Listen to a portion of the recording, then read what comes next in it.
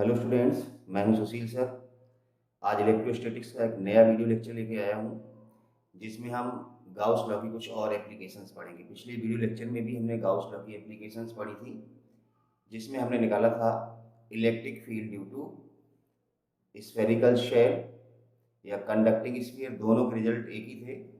और उसके बाद पढ़ा था intensity of electric field due to non conducting sphere. Non conducting sphere में भी बाहर और सरफेस के रिजल्ट सेम थे और अंदर इलेक्ट्रिक फील्ड जीरो नहीं था। ठीक है ना। तो आज हम पढ़ेंगे intensity of electric field due to thin sheet, thin non conducting sheet या डाइलेक्ट्रिक शीट। उसके बाद हम प्लेट पढ़ेंगे। तो चलते हैं। Intensity of electric field, intensity of electric field, electric field due to thin non conducting, thin non conducting, या हम इसको डाइलेक्ट्रिक भी कह सकते हैं। Dielectric sheet of infinite extension. बहुत ही अच्छा टॉपिक हम पढ़ने जा रहे हैं, intensity of electric field due to thin non conducting, या हम डाइलेक्ट्रिक भी कह सकते हैं, sheet of infinite extension. Dielectric sheet है, ठीक है ना, नॉन कंडक्टिंग शीट है। इसके बाद हम कंडक्टिंग प्लेट की भी बात करेंगे। तो अभी तक तो हम स्फीयर्स या स्फेरिकल शेल्स पढ़ रहे थे, जहाँ पर चार्ज का डिस्ट्रीब्यूशन इस तरह से यूनिफॉर्मली सरफेस पे हुआ था या अंदर भी था। तो चूंकि इलेक्ट्रिक फील्ड अंदर पॉजिटिव था, तो इलेक्ट्रिक फील्ड सॉरी चार्ज अंदर पॉजिटिव था, तो हमने कहा था इलेक्ट्रिक फील्ड रेडियली आउटवर्ड था। अब यहाँ पर चूंकि शीट है, तो हम शीट के कारण किसी भी पॉइंट पे जब हम इलेक्ट्रिक फील्ड निकालेंगे, तो हम ये भी देखेंगे कि उस पॉइंट पे इलेक्ट्रिक फील्ड की डायरेक्शन क्या होगी। तो सबसे पहले बात करते हैं डायरेक्शन की, उसके बाद हम इंटेंसिटी की बात करते हैं कि आखिर इलेक्ट्रिक फील्ड होगा कितना। तो डायरेक्शन की बात कर रहे हैं पहले, ठीक है ना। तो जैसे मान लो एक शीट है, ध्यान से समझना। अब यहाँ पर शीट के केस में पहली चीज हम बता दें, सरफेस डिस्ट्रीब्यूशन ऑफ चार्ज होगा। चार्ज कहाँ होगा, शीट भी तो डिस्ट्रीब्यूट होगा सर्टेन एरिया पर। तो यहाँ पर सरफेस डेंसिटी ऑफ चार्ज आएगा काम में। हमने मान लिया इस तरह से एक क्यू चार्ज है, वो इस पूरी शीट पर यूनिफॉर्मली डिस्ट्रीब्यूटेड है। ये क्यू चार्ज है, शीट का एरिया ए है। तो surface density of charge sigma बराबर क्या बताया था कल, क्यू अपॉन ए कूलम पर मीटर स्क्वायर। इस शीट का एरिया ए है, इस पूरी शीट पे क्यू चार्ज है, तो चार्ज पर यूनिट एरिया, इसको हमने सिग्मा लिख दिया, इसका हमें यहाँ पर जरूरत पड़ेगा, ठीक है ना। अभी शीट इस तरह से ध्यान दो, ये देखो। अब हम शीट के सामने इस पॉइंट पे मान लो इलेक्ट्रिक फील्ड निकाले जा रहे हैं, पी पॉइंट पे, इस तरह से नॉर्मल टू द शीट। तो पहले हमें ये देखना होगा कि इस पी पॉइंट पर इलेक्ट्रिक फील्ड की डायरेक्शन क्या होगी। वैसे तो मैंने आपको बताया था टेक्निकली, जिस पॉइंट पे इलेक्ट्रिक फील्ड की डायरेक्शन निकालते हैं, अगर हम वहां पर यूनिट पॉजिटिव चार्ज ले लें, तो अब शीट पे चार्ज कैसा है, पॉजिटिव, और सामने जो पॉइंट उस पे चार्ज कैसा है, पॉजिटिव। तो ये प्लस प्लस को क्या करेगा, रिपेल करेगा। इसका मतलब इलेक्ट्रिक फील्ड की डायरेक्शन आएगी normal to the sheet. Sheet का ये वाला फेस दिख रहा है ना, इसके सामने इलेक्ट्रिक फील्ड इधर होगा। अगर हम ये वाला फेस है, इसके सामने इलेक्ट्रिक फील्ड इधर होगा, नॉर्मल टू द शीट। इसको हम मैथमेटिकली भी प्रूव कर सकते हैं। थोड़ा देखिए, वैसे दिमाग में भर लेना। शीट इस तरह से है, तो शीट के सामने किसी भी पॉइंट पे इलेक्ट्रिक फील्ड शीट के परपेंडिकुलर डायरेक्शन में ही होगा। देखो प्लस है, ये भी प्लस है, प्लस प्लस में क्या होगा, रिपल्सन। बैक साइड में अगर देखें फेस, उधर भी चार्ज होगा, उधर भी सामने प्लस होगा, तो प्लस प्लस में क्या होगा, normal to the sheet. Electric field due to thin sheet जो हम पढ़ रहे हैं, किसी भी पॉइंट पे किधर होगा, इलेक्ट्रिक फील्ड का डायरेक्शन होगा नॉर्मल टू द शीट है। मैथमेटिकली अगर हमें दिखाना देखो कैसे, हमें शीट के ऊपर दो एलिमेंट्री एरिया लिए at equal distance from this two point. यहां से इक्वल, एक तो यहां लिया मान लो, और एक यहां लिया। इसको नाम दे देते हैं DA1 और DA2। ये दोनों इक्वल एरिया है। अब इसके कारण यहां पर इलेक्ट्रिक फील्ड इधर होगा, BE1 प्लस प्लस को रिपेल करेगा। इसके कारण यहां पर इलेक्ट्रिक फील्ड, राइट, क्योंकि दोनों एरिया एलिमेंट्री एरिया सेम है, तो ये दोनों इलेक्ट्रिक फील्ड भी कैसे होंगे, सेम। DE1 और DE2 कैसे होंगे, बराबर होंगे। क्यों बराबर होंगे, क्योंकि हमने जो DA1 लिया वो DA2 बराबर लिया है। DA1 DA2 बराबर, इसलिए DE1 और DE2 क्यों डिस्टेंस सेम है। अब इन दोनों का अगर हम रिजल्टेंट निकालें, ये सपोज हमने अल्फा ले लिया, इसको लाइन को काट दो, ये भी अल्फा होगा। कंपोनेंट लेना हमने बताया था, ये DE2 तो यहाँ क्या आएगा, DE2 cos अल्फा, और यहाँ क्या आएगा DE2 sin अल्फा। इसी तरह से DE1 का कंपोनेंट यही आएगा, DE1 cos अल्फा, और इधर आएगा DE1। अब देखिए ये दोनों अपोजिट हैं, कैंसिल हो जाएंगे, ये दोनों सेम डायरेक्शन में तो ऐड हो जाएंगे। तो अल्टीमेटली हमें इलेक्ट्रिक फील्ड किस डायरेक्शन में मिल रहा है, नॉर्मल टू द शीट, जो हमने पहले ही बता दिया था। तो कीप इट इन माइंड कि the electric field, the direction of electric field in front of sheet will be normal to the direction of sheet. Sheet के परपेंडिकुलर डायरेक्शन में ही होता है इलेक्ट्रिक फील्ड। अब क्वेश्चन ये है कि यहाँ पर इलेक्ट्रिक फील्ड होगा कितना, तो कितना होगा ये निकालने के लिए हम जो गाउस लॉ की एप्लीकेशंस पढ़ रहे हैं, तो हम गाउस लॉ को अप्लाई करेंगे, गाउस लॉ से हम इलेक्ट्रिक फील्ड निकालेंगे। कैसे निकालेंगे देखते हैं। अच्छा एक चीज और ध्यान रखो, अभी जब हम शेल्स पढ़ रहे थे, चार्ज का डिस्ट्रीब्यूशन इस तरह से था, इलेक्ट्रिक फील्ड चारों तरफ था रेडियली, तो हमने गाउसियन सरफेस इस तरह से स्फेरिकली लिया था। अब यहाँ पर ध्यान रखने वाली बात है कि हमारे सामने क्या है, शीट। शीट के कारण इलेक्ट्रिक फील्ड या तो इधर होगा नॉर्मल टू द शीट, या बैक साइड में लेंगे तो इधर होगा। तो गाउसियन सरफेस कोई अब स्फेरिकल नहीं बनने वाला, गाउसियन सरफेस भी इस तरह से ही बनेगा, ठीक है ना, इस तरह से।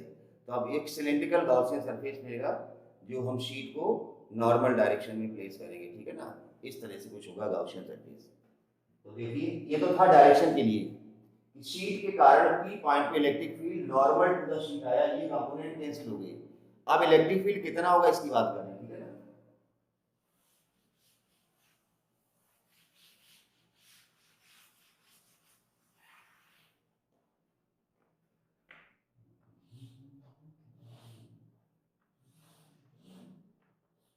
ये वैल्यू शीट है आपका,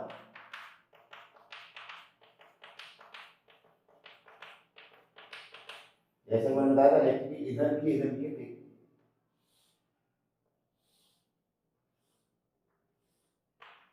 ये पी पॉइंट है जहां पर हम इलेक्ट्रिक फील्ड निकाल देते हैं।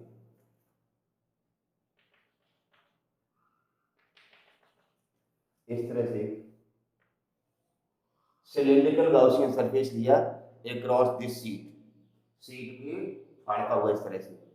अब इस गाउसियन सरफेस में बेसिकली अगर देखा जाए तो इसको तीन पार्ट्स में डिवाइड कर सकते हैं। तो ये S1 सरफेस,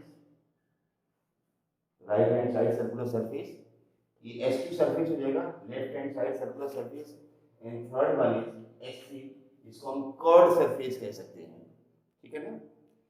काम वही करना है, गाउसियन सरफेस पे एक एलिमेंट्री एरिया लेना है dA, उसकी डायरेक्शन बतानी है, वहां पर इलेक्ट्रिक फील्ड की डायरेक्शन बतानी है, और फिर E और DA के बीच में एंगल देखना है। सारा काम वैसे ही करना है। देखिए हमने इस पूरे सिलेंड्रिकल गाउसियन सरफेस को, इसको तीन पार्ट में डिवाइड कर दिया, ये वाला सरफेस, ये वाला सरफेस और ये सिलेंड्रिकल सरफेस, ठीक है ना। अब अगर हम इस सरफेस पे तो गाउस का जब हम लगाएंगे तो तीनों बार जोड़ना पड़ेगा, इस सरफेस का फ्लक्स प्लस इसका फ्लक्स प्लस इसका फ्लक्स, तब टोटल फ्लक्स आएगा। अभी तक हम क्या कर रहे थे, स्फेरिकल गाउसियन सरफेस ले रहे थे, एक बार में आपका आंसर आ जाता था।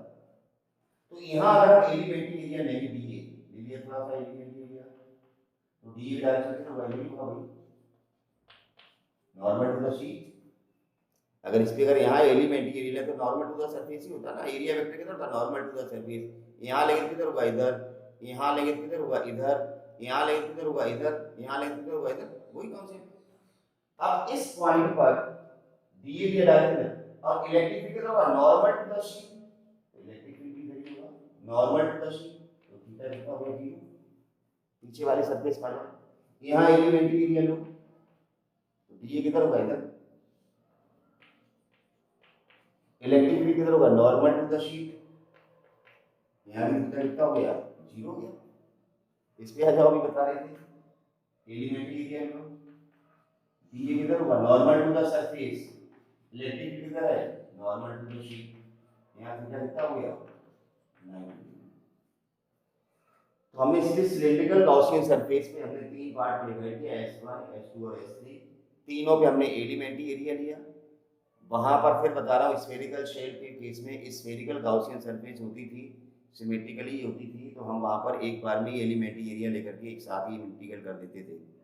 यहाँ पर दो सर्कुलर सरफेस और एक कर्व सरफेस है, तो तीनों को हमने एलिमेंट्री एरिया लिया है, तो तीनों को हम प्लस करके उसके बाद हम गॉस लॉ लगाएंगे, ठीक है ना। ये चीज आपको ध्यान रखनी है। अब चलिए गॉस लॉ लगाते हैं। गॉस लॉ क्या है बेसिकली?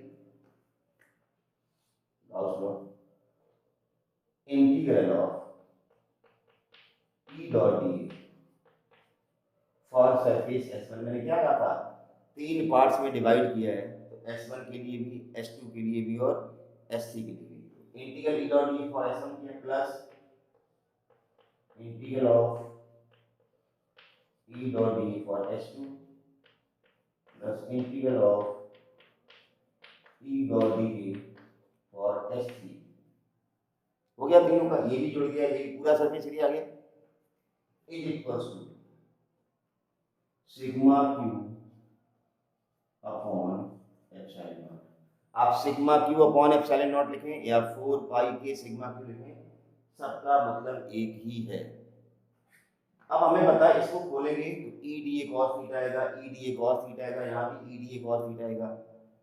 S1 सरफेस के लिए थीटा कितना 0 और cos 0 कितना होता है 1। समझ पा रहे हो ना जो मैं कह रहा हूँ? देखिए हम ये कह रहे हैं कि यहाँ पर S1 को जब ओपन करेंगे तो E D A cos 0, theta 0 है और cos 0 कितना होता है, cos 0 होता है 1, यहाँ 1 आ जाएगा, प्लस S2 के लिए E D A cos 0 plus S3 के लिए भी E D A cos 90 is equal to cos 90 आएगा भाई, तीसरा surface theta 90 sigma q upon epsilon naught. वही सेम चीज लिखिए, sigma q upon epsilon naught, यहाँ थोड़ा दिख नहीं रहा, सेम ही चीज कॉपी किया है। अब चलिए ये जो सिलेंडर लिया है हमने, सिलेंड्रिकल गाउसियन सरफेस, इसका क्रॉस सेक्शन एरिया तो सेम ही होगा ना दोनों तरफ, क्योंकि सिलेंडर है, तो क्रॉस सेक्शन एरिया हमने ले लिया ए, क्रॉस सेक्शन एरिया ये ए ले लिया हमने, ये वाला एरिया, ठीक है ना। तो इंटीग्रल डीए का मतलब इतने सी का एरिया, सॉरी डीए का मतलब इतने सा का एरिया, इंटीग्रल डी का मतलब है इस पूरे सरफेस का एरिया, जो कि हमने कितना ले लिया, ए ले लिया। ध्यान रखना पाई आर स्क्वायर मत लिखना, पाई आर स्क्वायर लिखोगे तो इसका रेडियस हमें आर लेना पड़ेगा, तब पाई आर स्क्वायर होगा। जबकि हम क्या कर रहे हैं, पी पॉइंट होता ना उसकी डिस्टेंस आर लेते हैं, इससे पी पॉइंट की डिस्टेंस आर लेते हैं, तो आर इसका रेडियस तो हो नहीं सकता ना जो हम पाई आर स्क्वायर लिखते हैं। इसका हमने पूरा एरिया ही कितना मान लिया, ए मान लिया, तो इंटीग्रल डीए की जगह क्या आएगा ए। डीए क्या है, ये एलिमेंट्री एरिया, और इंटीग्रल डीए का मतलब इसका पूरे का एरिया, तो पूरे का एरिया हमने कितना मान लिया ए, इसका भी एरिया कितना होगा ए, और ये तो 0 ही हो गया, खेल खत्म, कुछ है ही। देखिए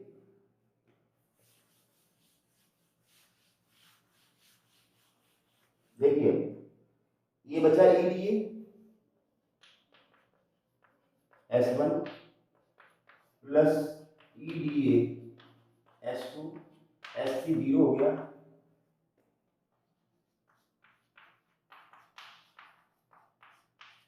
ये लाइन यहाँ पर और थोड़ा समझो। पहले तो हमने सिग्मा की जगह क्यू रखा, जो शीट पे चार्ज था वो क्यू है, फिर इसको को चेंज किया सरफेस डेंसिटी ऑफ चार्ज में। ये थोड़ी देर में लिखा था सिग्मा बराबर क्यू अपॉन ए, तो दिस गिव्स क्यू बराबर sigma into A, this Q को हमने क्या लिख दिया, सिग्मा इनटू ए। अब ई तो बाहर आ जाएगा इंटीग्रल से, integral of d A S1 plus E integral of d A S2 equal to sigma A upon, ये इंटीग्रल डी क्या है, एरिया, क्रॉस सेक्शन एरिया, तो E A plus E A sigma A upon epsilon naught. E और ये कितना हो जाएगा 2 ए sigma A upon A से गया, this gives E equal to sigma upon epsilon naught. means electric field at a point near the sheet is E equal to sigma upon 2 epsilon naught. It is independent on distance. इस फार्मूले में कहीं R नहीं आया. It depends only on surface density of charge sigma. मतलब electric field due to non-conducting sheet is depends on surface density of charge, not on distance. तो distance के साथ इसका कोई वेरिएशन नहीं आएगा. अगर हमें कई बार एग्जाम में ग्राफ पूछ लिया जाता है इलेक्ट्रिक फील्ड का डिस्टेंस के साथ ग्राफ, तो इलेक्ट्रिक फील्ड डिस्टेंस पे डिपेंड नहीं करता, कांस्टेंट है, ठीक है ना. अगर इसको वेक्टर फॉर्म में लिखेंगे तो sigma upon 2 epsilon not an cap, मतलब इलेक्ट्रिक फील्ड डिस्टेंस के साथ वेरी नहीं कर रहा है, कांस्टेंट ग्राफ बना दिया मैंने. तो ये था intensity of electric field due to thin non conducting या डाइलेक्ट्रिक शीट. अब इसी में आता है कंडक्टिंग प्लेट. तो कुछ नहीं है, जैसे मान लो ये थोड़ी देर के लिए प्लेट है, थोड़ी देर के मान लो प्लेट है, तो प्लेट का मतलब क्या है, ये चीज क्या है, प्लेट की मोटाई होगी, प्लेट है ना. और कंडक्टिंग प्लेट, तो कंडक्टर के अंदर तो चार्ज होता ही नहीं, तो चार्ज होगा कहाँ होगा, सरफेस पे होगा, इसके अंदर चार्ज नहीं होगा, क्योंकि प्लेट कैसी है, कंडक्टिंग प्लेट है. तो जब अंदर चार्ज होगा नहीं तो आपको ये सरफेस दिखेगा चार्ज वाला, ये सरफेस दिखेगा चार्ज वाला. तो इसका मतलब प्लेट क्या है, basically combination of two sheets दिख रहा है मुझे तो. और शीट का इलेक्ट्रिक फील्ड निकालना आता है, तो प्लेट में कुछ है नहीं. मैं 1 मिनट में खत्म करता हूँ इसको.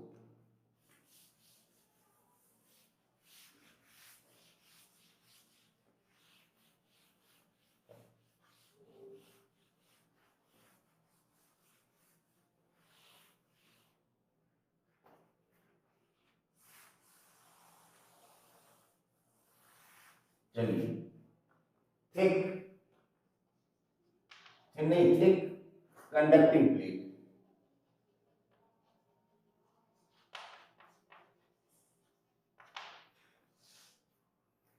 इलेक्ट्रिक फील्ड निकालना ड्यू टू थिक कंडक्टिंग. जैसे मैंने बताया था, जैसे हम प्लेट जो बनाएंगे तो प्लेट का जो मोटाई वाला पार्ट है उस पार्ट के अंदर तो चार्ज होगा ही नहीं, क्योंकि conducting plate charge given to the conductor resides over surface. तो जो प्लेट बेसिकली हमें दिखेगी वो कुछ ऐसी दिखेगी. ये दोनों प्लेट के फेसेस हैं और ये अंदर वाला पार्ट है, यहाँ पे इलेक्ट्रिक फील्ड कितना होगा, 0. तो चार्ज कहाँ दिखेगा, इस तरह से. समझ पा रहे हो ना, इस तरह से आप कैसे दिखा सकते हैं, ऐसे करके ऐसे समझ जाओ तुम यार.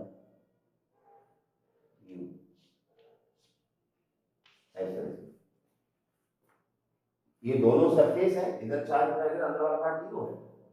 अब इसको हम दो तरह से कर सकते हैं, गाउस लॉ से भी कर सकते हैं और डायरेक्ट इलेक्ट्रिक फील्ड का रिजल्टेंट निकाल के भी कर सकते हैं. अगर गाउस लॉ से करना है, ये सिलेंडर बना लिया, ये S1, ये S2 और ये S2 के लिए इलेक्ट्रिक फील्ड 0 ही है. S3 के लिए हमें बताइए थीटा 90 होता है, ये B बाहर और E इधर, ये 90 डिग्री, ये भी 0 होता है, ये भी 0 हो गया. अब एक ही बचेगा ना ये वाला, बी और ये भी 0 हो गया, ये भी 0 हो गया, तो एक ही बचेगा. अभी हमने जो किया था उसमें दो थे, ई डी ए, दो बचे थे, S1 और S2. अभी S2 का भी काम तमाम हो गया, क्योंकि ये जो S2 वाला पार्ट है सिलेंडर का वो कंडक्टिंग प्लेट के अंदर है, बीच में, ठीक है ना.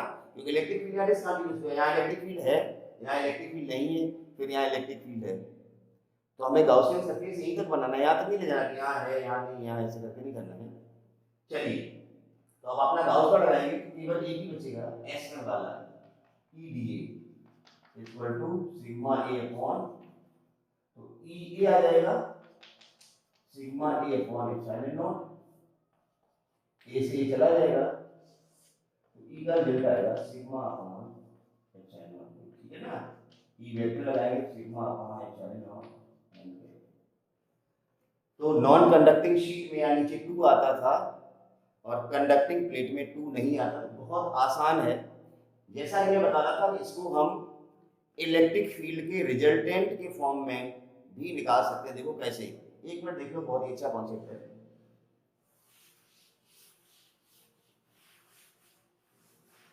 देखिए, जैसे मैंने अभी लिया था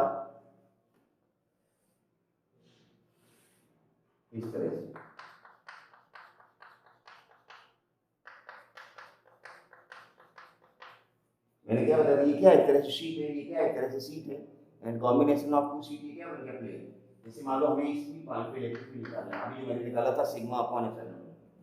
अब अगर इसका सरफेस डेंसिटी होता है सिग्मा, इसका भी सरफेस डेंसिटी ऑफ चार्ज होता है सिग्मा। अब ए और बी दो शीट है हमारे पास, अब यहाँ इलेक्ट्रिक फील्ड निकालेंगे पर इसके कारण, तो ई ए इधर ही आएगा, क्योंकि हमें क्या पता है यहाँ पर क्या प्लस वन है, और कितना होगा ये सिग्मा अपॉन, यार आपको हमने कौन सा रिजल्ट यूज किया, इस शीट के कारण यहाँ पर इलेक्ट्रिक फील्ड होता है, और डायरेक्शन ये प्लस रिपल्सन। ऐसे ही इस शीट के कारण यहाँ निकालेंगे किधर ही आएगा रिपल्सन, कितना होगा सिग्मा अपॉन, ये भी तो प्लस है, प्लस प्लस क्या लगेगा रिपेल, दोनों बाहर जाएंगे तो जोड़ लो, तो ई बराबर कितना आएगा E A plus sigma upon 2 epsilon naught plus sigma upon, ये सिग्मा अपॉन आ गया पी पॉइंट पर। अगर हमें यहाँ इलेक्ट्रिक फील्ड निकालना होता क्यू पॉइंट पे, देखिए इसके कारण यहाँ प्लस वन है, इसके कारण यहाँ इलेक्ट्रिक किधर होता इधर ई, और इसके कारण यहाँ इलेक्ट्रिक किधर होता इधर ई बी, तो ई कितना होता जीरो, दोनों कैंसिल हो जाते हैं। तो आप ऐसे भी निकाल सकते हो, या जरूरी नहीं कि दोनों का सरफेस डेंसिटी प्लस सिग्मा ही हो, एक प्लस हो सकता है दूसरा माइनस भी हो सकता है, दोनों अलग अलग भी हो सकते हैं, अलग अलग होंगे ना सिग्मा 1 और सिग्मा 2 आ जाएगा, कॉन्सेप्ट नहीं बदलेगा, ठीक है ना, सिग्मा 1 और सिग्मा 2 आ जाएगा। जैसे मेरा मतलब है अगर एक प्लस और एक माइनस होता इस तरह से, ये प्लस है और ये माइनस है, प्लस का सिग्मा, और अब अगर यहाँ इलेक्ट्रिक फील्ड निकालें, इसके कारण यहाँ इलेक्ट्रिक फील्ड इधर और इसके कारण यहाँ इलेक्ट्रिक फील्ड इधर, देखो आप ई जो डिस्टेंस पे तो डिपेंड ही नहीं कर रहा ना, इसके कारण अगर यहाँ इलेक्ट्रिक फील्ड निकालेंगे प्लस क्या करेगा, ये माइनस प्लस को काटना ही करेगा, प्लस प्लस और फिर तो ई में कितना होगा जीरो। अगर यहाँ की बात करें ये प्लस यहाँ पर प्लस, ये प्लस इस प्लस को रिपेल और ये माइनस को हट है, तो ई बराबर क्या होगा ई ए प्लस और आंसर सिग्मा अपॉन,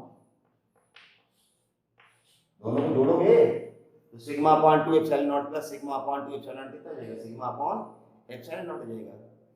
तो ये था intensity of electric field due to the thin non conducting sheet of infinite extension. वहाँ हमने देखा कि इलेक्ट्रिक फील्ड डिस्टेंस पे डिपेंड नहीं कर रहा था, depends on the surface density of charge. उसके बाद हमने पढ़ा thick conducting plate.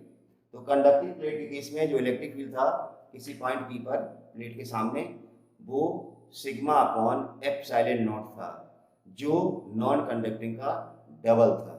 The reason behind क्या मैंने बताया कि जो प्लेट है it is the combination of basically two thin sheets.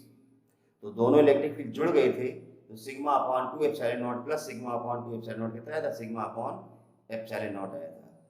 तो वीडियो को आराम से लास्ट तक देखना, नोट्स बना लेना, कोई चीज़ समझ में नहीं आए तो कमेंट में ज़रूर पूछ लेना, और चैनल को सब्सक्राइब नहीं किया तो सब्सक्राइब कर देना, और वीडियो देखने के बाद चैनल को लाइक भी करना है। Thank you very much.